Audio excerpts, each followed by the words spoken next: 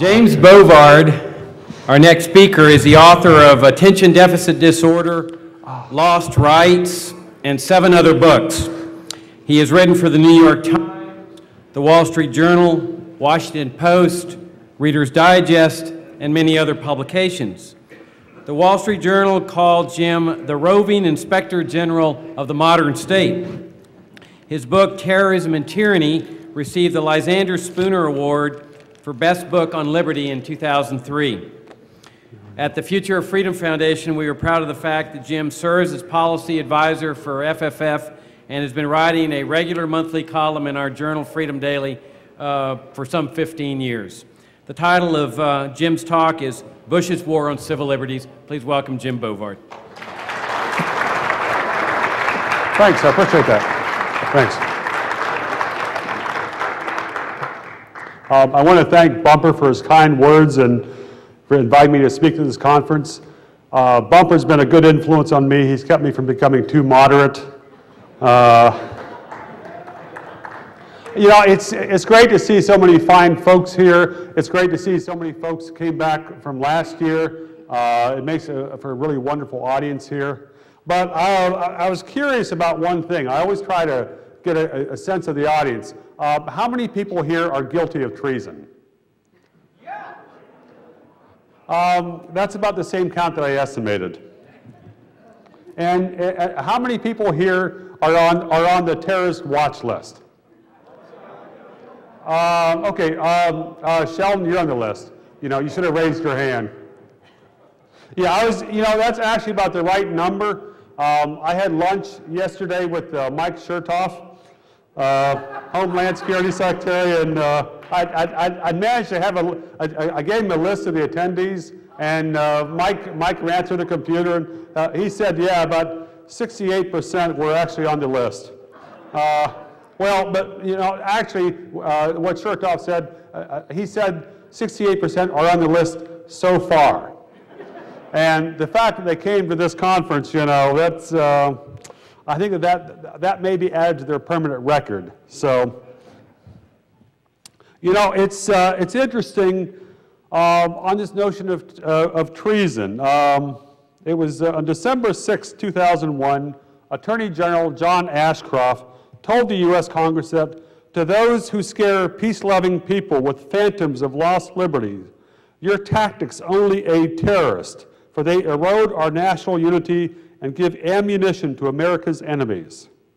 This is how the Bush administration, this was their de facto definition of treason.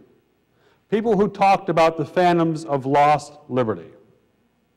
And at the time Ashcroft said that, he was aware that the Bush administration had already started a massive illegal warrantless wiretap program here in the U.S. targeting Americans. But that didn't count as a lost liberty because the government was doing it. And, you know, nowadays, you know, after that, it didn't matter what the government did. The real enemy was people who talked about losing freedom. And also, I guess those guys that are in Al-Qaeda, those guys are also the enemy. But if you look at the rhetoric of the Bush administration, Ashcroft, Cheney, a lot of others, look at where they focused their wrath. And it's on people like many of the people in this audience who've had the courage to speak up and say that the government is trampling their rights, the government has gone beyond its rightful bounds. Now, part of the challenge of this speech topic, you know, I was looking at the title, and you know, this whole notion of civil liberties, I'm wondering if this is supposed to be a lecture on ancient history. You know, I'm wondering if it's some kind of quaint superstition from bygone times. Because isn't civil liberties, wasn't that what people were concerned about during the Clinton administration? And that was last century.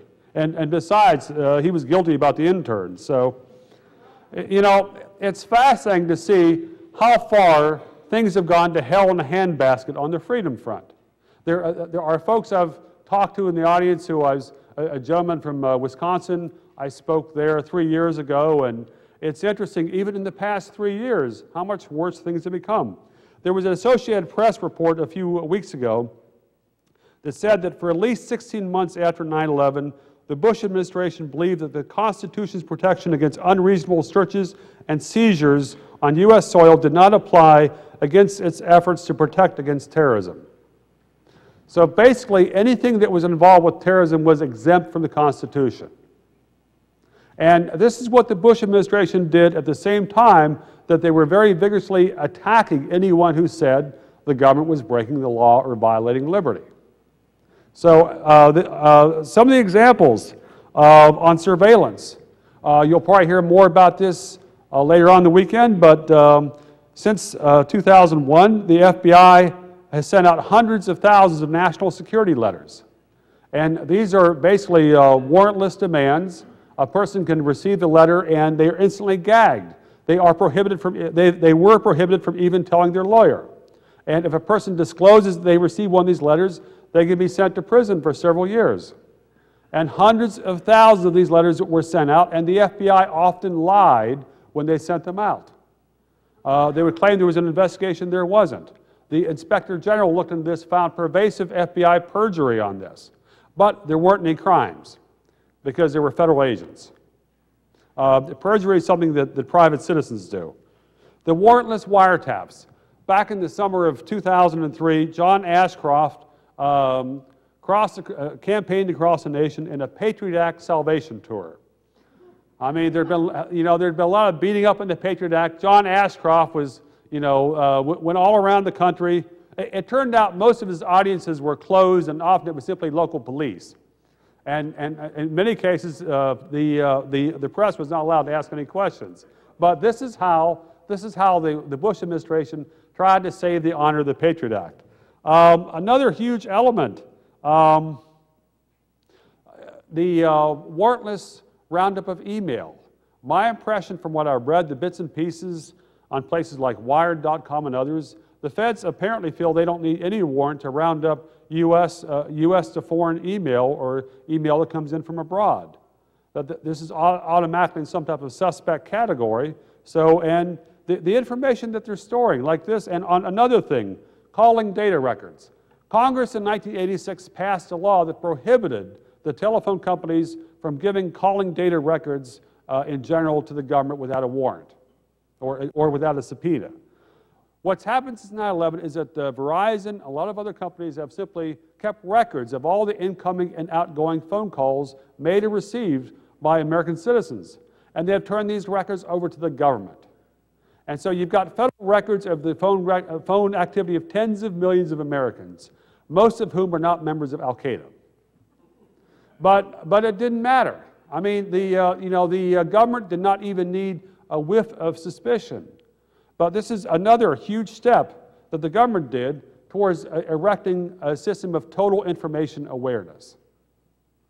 Now, people with distant memories recall back in 2002, the Homeland Security czar at that time talked about that. A former Navy admiral named Poindexter, who had been convicted for numerous charges in the 1980s, I think including perjury.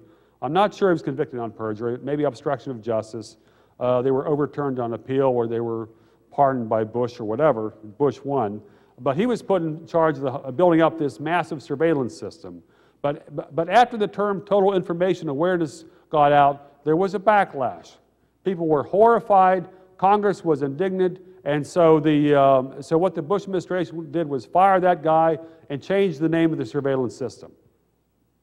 And basically, simply by changing the name, they've been able to perpetuate a lot of the same things that they were doing back then, and they've taken it far further. Now, there's so much data mining going on right now, on financial records, on phone records, and this is not information that they're looking at once to see if there's a criminal ties or if you're getting wire transfers from Egypt. No, this is all part of your permanent record. The government has these massive data warehouses that they're stockpiling this information on, and you don't know how it's going to be used in the future. And this is a key change in the nature of American liberty, because the more information government has on people, the fewer people will have the courage to resist the government.